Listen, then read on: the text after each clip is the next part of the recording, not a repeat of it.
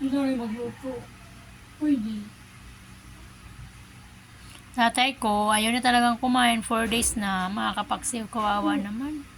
Ayaw niya na magpadala sa hospital kasi walang findings sa hospital eh. Pinapauwi rin kami pag nandun kami. Sabihin ng hospital, kung dito stay yung tatay mo, magkakaroon ng maraming sakit yan, mahawa-hawaan yan. Kaya inuuwi ko na ng tatay ko. Binibigyan na siya ng vitamins, at saka, ano, yun lang naman ang, ano niya, wala kasi normal lahat, walang diabetes. Yung baga niya talaga nagkaroon talaga siya ng pneumonia, pero natanggal na raw, bali na nabawasan na raw talaga yung plema niya.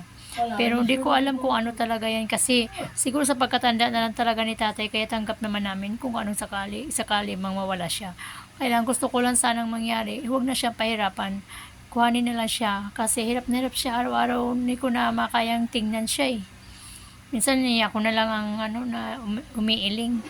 Dahil sinusubuan mo ng tubig, 1 kutsara, 2 kutsara lang. Sa gatas, 1 kutsara, 2 kutsara. Wala na talaga, kahit lugaw ayaw na. Kahit oatmeal ayaw na. Tinan nyo mga kapagsaw yung kanyang iluto ko na lugaw kayo ng umaga. Yan. Tapos may sabaw siya. Sabi ko, ang sabaw. Tapos yung gatas niya, ayaw kainin. Tapos yung oat milk niya, ito. Ito, oat milk niya, mga kapagsaw. Ayaw din, wala. Yung sabaw niya kasi, sabaw na lang talaga, wala na. Sabaw ng isda. Yan, sabaw. Tapos kagabi, sabaw ng baboy, ayaw rin niya. Kaya, mga kapagsiw, alam niyo kung sa talagang kuhanin na siya ng Panginoon, handa naman po kami. Pero, wag na sanang pahirapan. Araw-araw po kasi naghihirap ng tatay ko eh.